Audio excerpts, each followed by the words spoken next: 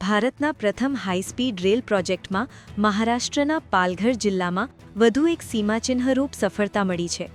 Bullet train project માટેની 454 metre લાંબી બીજી માઉન્ટેન ટનલનું સફળતાપૂર્વક ખોદકામ પૂર્ણ કરવામાં આવ્યું છે.